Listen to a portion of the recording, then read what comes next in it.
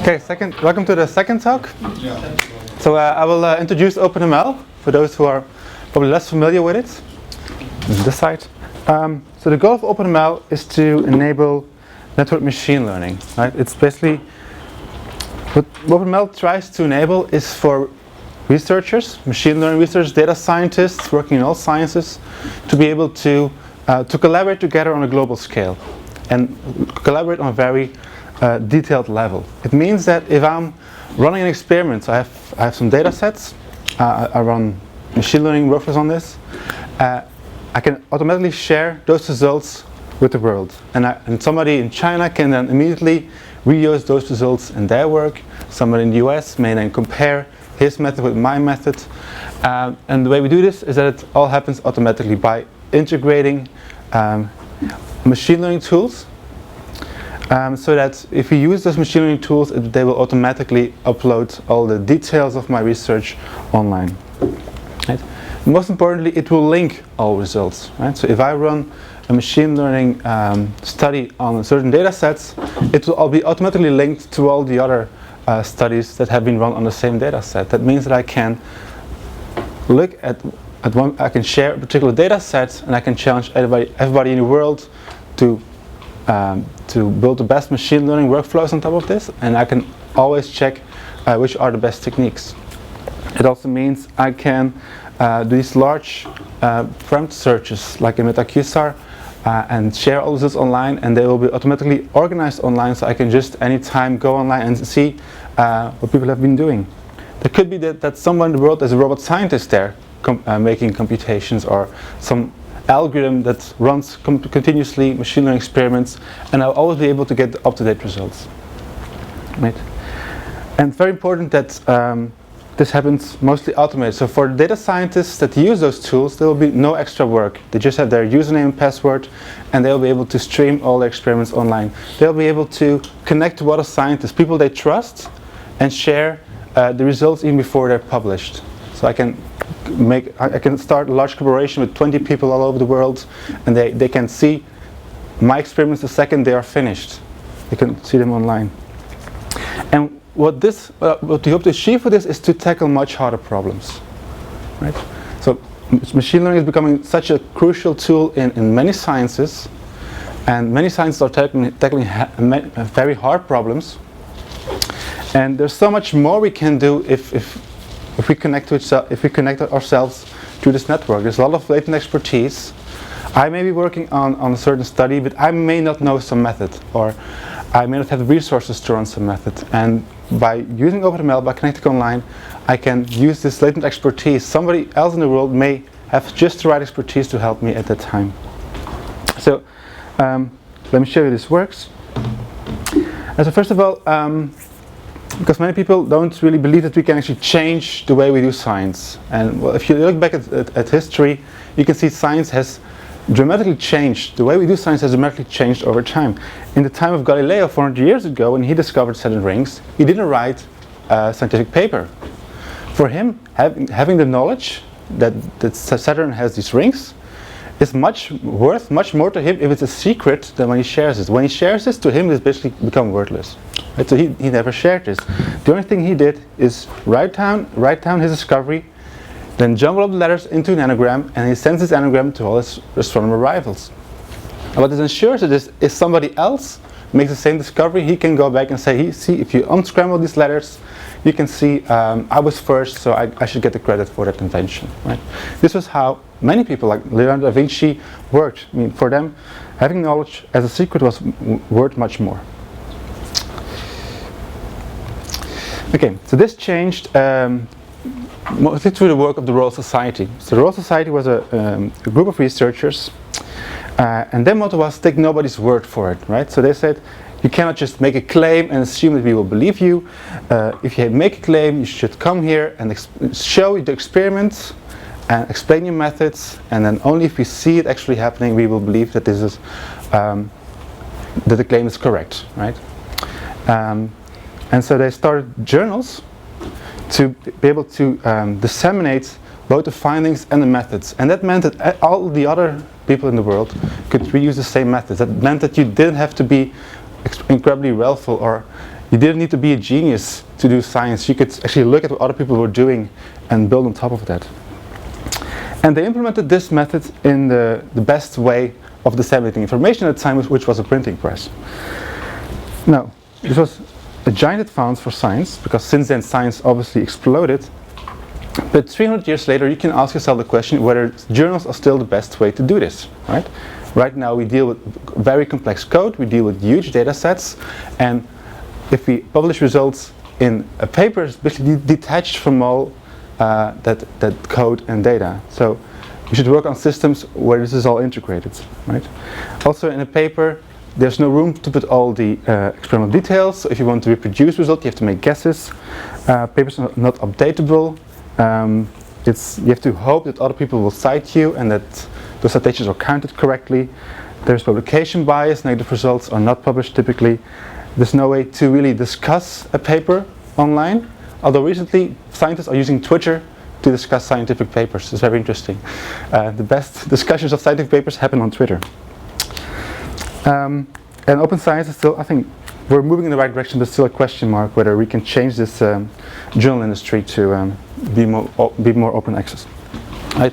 And we still do this while we have this internet and these very great tools, right? You can collect results to open online databases, to collaborative tools for code development. We can build web services API to easily collect data from many different places. We can use scalable algorithms to mine through incredibly large data sets. We can go online and have discussions. We can even include citizen scientists to help us if we have particular problems, right? And many scientists have already been thinking along those lines. One of them is, for instance, Tim Gowers. He's a field medalist, right? One of the great mathematicians of this age. And he had a hard problem in mathematics. And he decided, one day he was stuck on it, and instead of just putting it in his drawer, he said, okay, I'm going to just put all my partial information online, and everybody in the world can look at my train of thought and can add to this, and maybe we can collaboratively solve this hard problem. Within a month, many people have been having active discussions, and within 40 days have actually solved the problem. They actually solved an even harder generalization of the original problem. And what this does is it actually combines the many minds towards solving a particular problem. And if you have to find out, I need those and those and those people to have the right expertise, that's very hard to do. But if you work openly, if you say, okay, I'm solving this problem, if you want to help, you can help me, you kind of attract the right expertise from people, and by working together you can actually solve much harder problems together. And the way they do this, they make joint publications out of the proofs that they found based on who contributed what to the findings. It's also apparent in the SDSS, the Sloan Digital Sky Survey. So this is a robotic telescope that slowly scans the universe. And very interesting here is that after 1 year, they put all the data online. That means that everybody in the world can just say, okay, I want to look at that part in the sky, those wavelengths, and you can get imagery from that part of the sky. And this is a huge resource this is basically one of the best resources in astrophysics. Many people have been using this to answer questions, and the idea here is that you broadcast data, hoping that other people will have interesting things to discover in the data. Because when you collect data, you don't always know exactly what kind of questions you can answer, but somebody else may think, hey, if I had that data, I could answer these kind of questions much quicker, right? This is what the SDSS basically does, and this works incredibly well. There are thousands of papers on new discoveries reusing this data. For instance, there were two astronomers thinking about what is possible for two black holes to orbit around each other, and instead of running very complicated and expensive simulations, they actually downloaded data, they used machine learning algorithms, and actually discovered this happening in space. The most interesting, while there are only about 10,000 astronomers, they have only 1 million people looking at the data. That means that 99% of the people looking at the data are not astronomers. They are school teachers and people, amateur astronomers. People are just interested in looking through space, and sometimes they make new discoveries. One of the discoveries happened through Galaxy Zoo. So one of the problems that they were having is that they have about 1 million galaxies, and to analyze them, they need to classify them. Like, this is a left-turning spiral galaxy, or right-turner, or it's like a beam or a ball galaxy, right? And instead of hiring a PhD student to manually annotate all these galaxies, they made a website and say, look, everybody can go online, you get a picture of a galaxy, and you can classify it, right? It was usually successful. I think at some point they had 70,000 classifications an hour. All the people in the world, like, looking through these galaxies, it blew their servers. But this really shows that if there's interesting information, people will be interested in looking at this. And especially at the rate that we collect scientific data these days, we collect data faster than we can actually look at it, right? So you as a citizen have actually a chance of seeing a galaxy for the first time. You can be the first human being to look at this galaxy. And it's the same happening in biology. Maybe you're the first human to look at a certain brain scan or whatever that's being shared through open science. So one of the things that were discovered is you have these little green blobs sometimes. And most professional astronomers thought this was just noise, but then there was one Dutch school teacher who said, I don't think this is noise because I've seen this many, many times. She started a blog, people started looking for this, they found many new examples of this, and this turned out to be a new kind of galaxy. And they've discovered about 3 new types of heavenly phenomena in this way. And they're doing the same thing. You can go online. You can hunt for planets around missing stars. You can look at plankton to discover new types of plankton. It's really amazing. Okay, so how come that these projects, by working more openly, make new discoveries, right? What is there different from doing the normal way of doing research? Well, this can be best described as this design serendipity. It means that by broadcasting data and broadcasting questions, you can make spontaneous discoveries. But just the right person looking at this, having an idea, or having just the right expertise to interpret the data, and by doing this, you make discoveries that otherwise are missed. Right? If you are a scientist, you have a certain mindset, you may overlook things easily. But if you share this data openly, more people will be able to find those, to interpret it correctly and make new discoveries. Also, what's hard for one scientist is easy for another. I can be working on a study. First, say I'm a bioinformatician. I'm using this machine learning algorithm, and it gets me bad results. I don't know why. And instead of having, if there's somebody else who maybe the guy who designed the algorithm, or maybe somebody else who knows a lot about it, may say, "Oh, I know what's going wrong. You should use, for instance, these parameters, or you should reformat the data in some way, right?" And if you work online this way, you may be able to find the right person to actually help you in your research.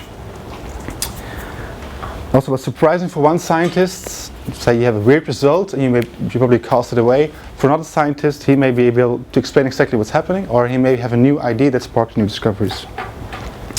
And this network effect means that you can do many more studies that were previously impossible. If you want to, there are so many things you want to do and you have so little time. By working more openly, you can say, okay, I have this interesting data, this interesting result. I don't have the time to look at it, but I'll share it anyway, and maybe somebody else may be able to do something interesting with it, right? And this, so, or maybe I have a problem and I don't want to wait a year to get a grant to analyze this, but I can maybe work online with other people and do this much more quickly. By working together, these studies become much more cheaper, much more faster. Okay. Now, to do this, you need the right tools. You need the right online tools to communicate, to share results, and to share at the right level of detail with each other, right? So it means you have to remove the friction that's currently very common in scientific research, right? We do experiments that we email them to somebody else and have to reformat it and look at it, and it's all very high friction environment, and this kind of inhibits this rapid interaction. You don't want to spend half a day like putting 2 data sets together. If it's already there online, you will be much more inclined to look at it, right? So it means that you have to organize the data into one coherent whole, right? If you have data from one researcher, another, it should be easy to take all that information together, right? I'm not going to spend a day looking at what each of them did and then making them together. If we have an online system that does it automatically, I can easily use the results of thousands of researchers and combine them in new studies. It's also important to make micro contributions. It should be possible to upload a single data set, to do a single experiment, or to make a single comment in a scientific discussion. Because many people won't spend a day looking at something and then making a comment. They want to do it more quickly.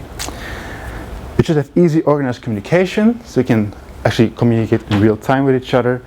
There should be a clear honor system that if you work with somebody else, you give them credit. And the system should kind of enforce that people don't just run away with your data, that they actually, if they reuse it, that you are being credited for this. And you can do this automatically, right? If somebody reuses your data, you can automatically track this. You should also protect preliminary work, right? I want to work with, say I'm working on a problem like finding new drugs. I don't want the whole world to see this. I need to be able to work together with a group of people that I really trust, and those people can see my latest results. And only after the paper is published or the patent is published, we make this data openly, and then from then on everybody can use it. But the important thing is that making it public is just a push of a button. It doesn't mean I have to spend 2 weeks doing this stuff, because I'm not paid. I mean, I'm not going to get extra credit for making this data nice to reuse by other people. But if it's from the start, if it's nicely organized, it's just a click of a button, everybody can reuse and build on this data. And it also means that more people will reuse your data, and it also means that more people will cite you, and this gives you, again, more visibility and more credit. And yeah, we should find new ways to measure impact. Okay, so this is why we developed OpenML. I think, okay, so the way this works is anybody can upload data, right? Say you're a data scientist working on a problem. Say, for instance, there's data from the MetaQSO project. It's uploaded online. You cannot see it because it's still private, but it's on there. And so you can say, okay, this is my data. This is what I'm trying to do with it. This is what I'm trying to discover. And everybody in my collaboration, or everybody in the world, can then help me do this, right? So once you upload a data set to OpenML, it will first analyze the data, right? It will extract meta features from that data. For instance, if it's fingerprints, it may say if it's normal data, it may if it's a normal table, it may look how many features, how many columns are there, how do landmarkers perform on it. If it's structured data, you may have some information about the structure of the data. And if you upload data to OpenML, it will try to extract the information for you. So you can always link the results to the properties of the data. It also makes a structured index, so you can easily search for the data, and it makes machine readable tasks, right? So it says, okay, this is data, this one I want to do with it, and we make like a little XML file so that software tools that can use this can automatically interpret this, right? So then scientists, they can design workflows that solve the task, and then they can upload the predictions, right? And the way this works, I typically have my software tool. I say, okay, run on this task. It will download the task. It will download the data sets. It will then perform the data analysis, and in the end, it will upload the results back to the server. And then I can go online and see what's been happening. So if you upload results, OpenML will store the full details, the full workflow, the param settings, so I know exactly what I'm doing, and everybody else can see what I have been doing. So all results are easily reproducible. It analyzes the results. In some cases, like classification, you want a score, like how good is this classification, and OpenML will compute these scores, and it will organize results online and visualize them. And when that's done, scientists can still go online and then reorganize the results, annotate them, discuss the results with each other, clean it, link to papers, etc. So the way OpenML works, this is how it looks. So you have a number of data sets. Okay. So let me just look for data sets, say the cover type data set. You can type in cancer or malaria, and you can see what data sets exist about the data. So say upload a data set. So then first of all, there's a description of the data set, and it's like a wiki. So if you click the edit button, you can automatically add information. So if you know more information about the data set, everybody can edit this description and make it more complete. Then the server computes properties, so you see how many instances, how many features there are, but it also has a library of different ways to annotate these data sets. So you can see it calculates a whole list of features about the data set, so you can relate the results of your machine learning performance to those properties of the data set. So in this way, this is important. For instance, if you want to know which kind of algorithms work well on which kind of data, then you can do this meta-learning studies, right? So you compare these features to the performance of your algorithm, and then you can build decision trees or whatever to learn the relationship between the features of the data, the properties of the data, and the different machine learning algorithms and how well they do. It will also do some statistics about the data set, so you can see the class distribution. You can look at all the features, and you can see how values are distributed there. So maybe you find something funny in there, like a value that's not normalized, or data set that's basically, well, a feature that's basically useless because it always has the same value, and so on.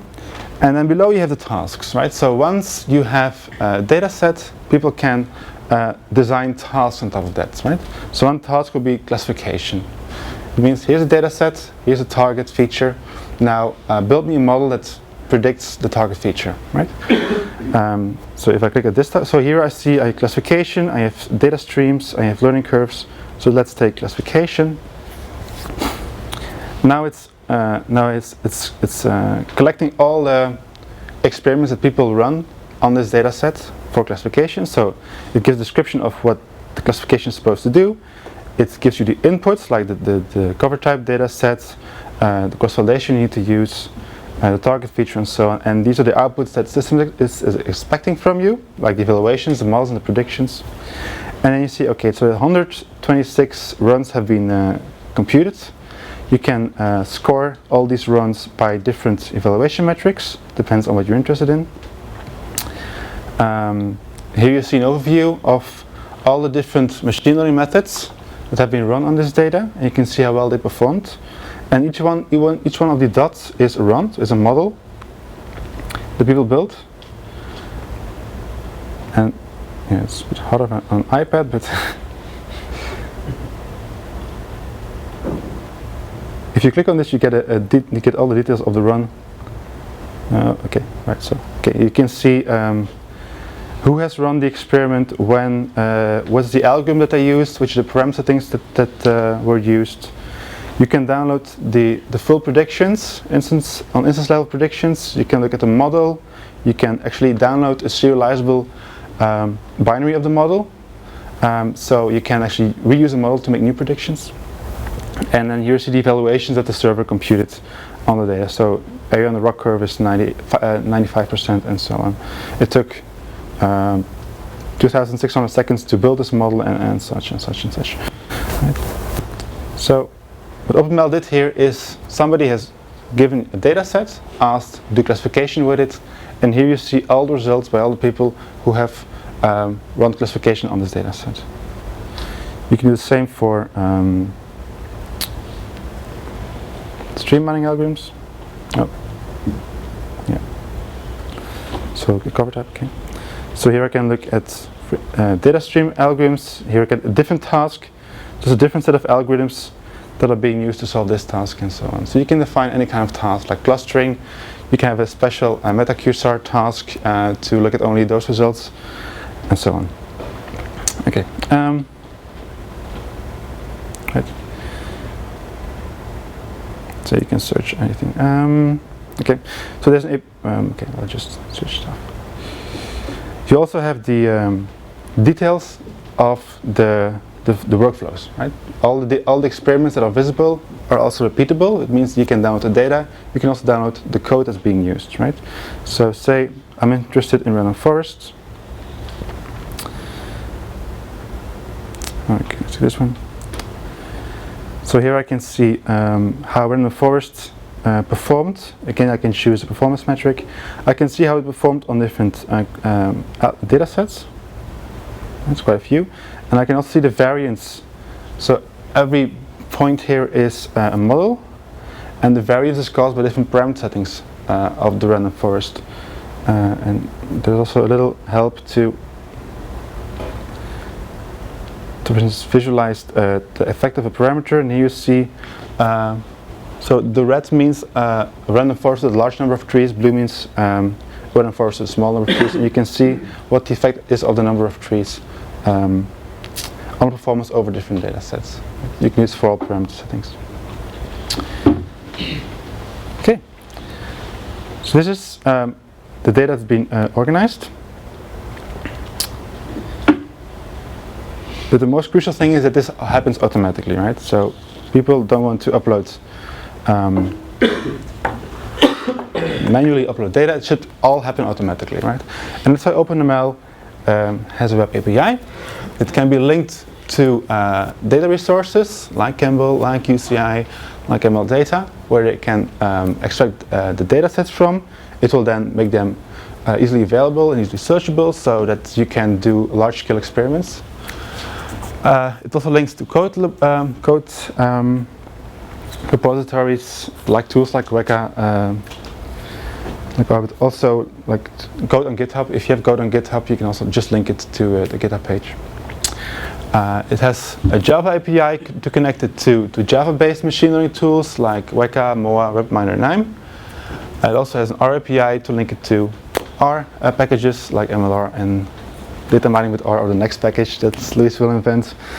And so on. Okay, so you can go online, you can look at the web API. It's explained quite well what you need to do to talk to the server. There's of course a Java API. In that case, you just have you create a Java object, a client, and then you use a client to talk to the server with a certain set of methods. Same with R.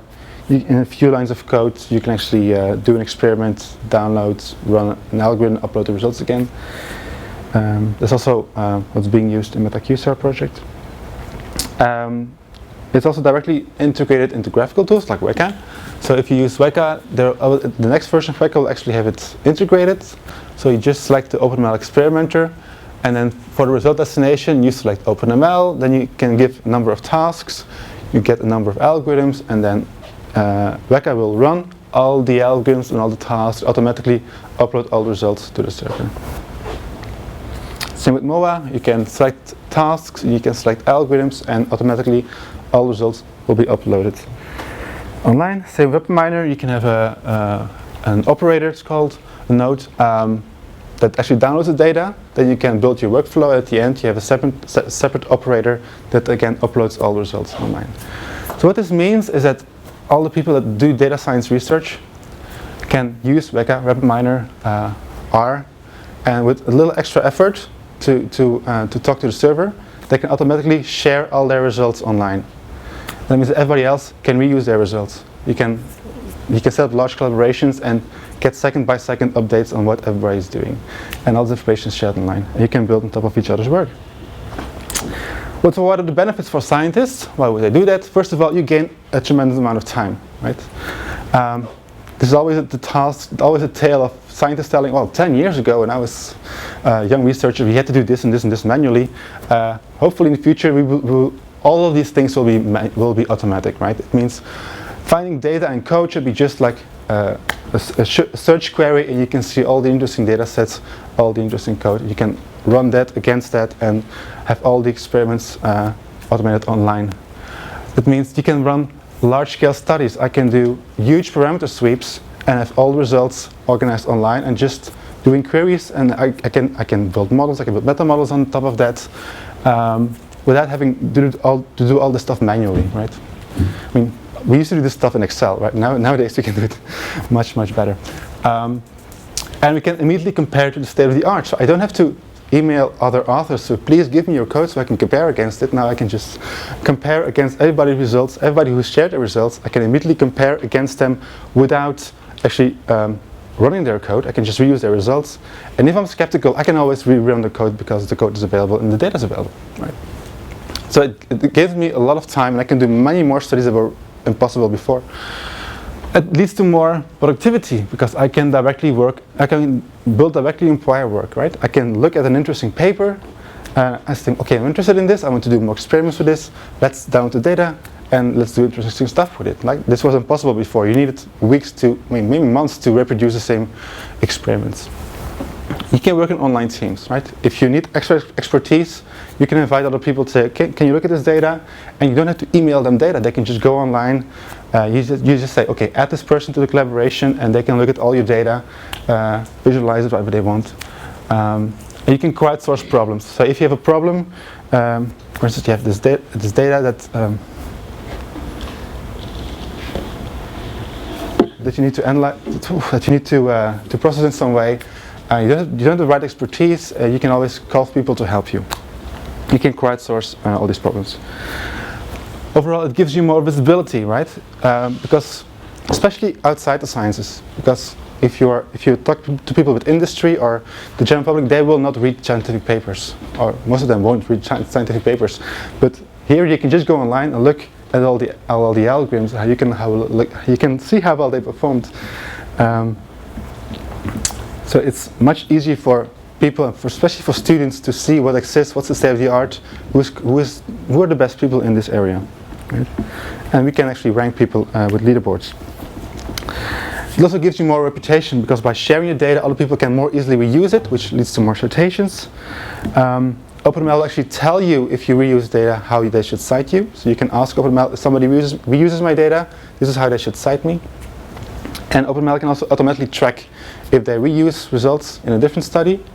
OpenML can see, okay, this study contains experiments from these 100 people maybe, right? You can track that. And also by sharing results, you build trust, right? If you publish a paper and the reviewer can actually see all the data and all the algorithms, this gives the reviewer all the more reason to accept the paper, because clearly you have done all your work correctly. For visibility, OpenML is used all over the world. So this is the statistics for August. So the big, this is just, this is me and Jan working on it. But I mean, people all over the world are at least checking what information is on OpenML and what data they can reuse. Who's in the far east? Yeah. Even on Hawaii. I think it's interesting. These little islands. I'm not sure what's here actually. Yeah. Okay. We have to work on Greenland though. Okay. There's also huge benefits for students. If you're PhD students, you can easily get an overview of the state of the art. If you want to get noticed, you can participate in these large scientific problems and show what you're worth. You can get in touch with the big scientific minds of your age. You can ask questions, and students can help each other to answer questions, like it happens on Quora. But here's like specific for machine learning. Okay. Things that will appear soon, I hope at the end of this week, will be OpenML studies, so that you can just say, okay, I want to have all results on this data sets and this code. I build a study on this, I write a description of it, and if I publish a study, I can just put a link in the paper that links back to the special page where all my experiments are, and everybody can look at that. I also want to reorganize data by tagging. So say I want to do a support vector machine study. I can tag the different algorithms with support vector machine, and I can then build a study out of that. I also want to work in teams. So it's already possible to set up a private team of people to work with, but we want to have more support for that, so you can easily add more people to a collaboration. We also want to work on reputation building. So if you share a data set or you share an algorithm, you can see how many people are looking at it, how many people are reusing it, and such. And what we definitely want to go to in the next, not this week, but in the next couple of years maybe, is to go towards kind of a robot scientist for machine learning, right? So in a situation where you upload a data set and there'll be clever algorithms that say, okay, these are the most interesting machine learning methods to try, and it will use algorithm configuration techniques to fine-tune those methods to work best on the data. And you can do this because if you share all this information about different workflows, different machine learning approaches, different parameter settings, you can build meta models that actually predict, based on the features of the data, which methods may be more useful. And that way, I hope it will be much easier for scientists to get help from the system, right? You can upload a data set, okay, you can ask the system, give me your best guess, what's the best method you can do against this, and you can actually do like a challenge, right? You can actually pit humans against the machine, right, where the machine says, okay, I want to use this workflow, and this is the best result I get, and humans try to do better than the machine. It will be very interesting. Okay, that's about it. I would say, John, you're already part of the club, but feel free to join. This is a very old set of pictures. We should take new pictures. And yeah, I'm looking forward to a great week of working with you. And if you have questions, just shoot. Thanks.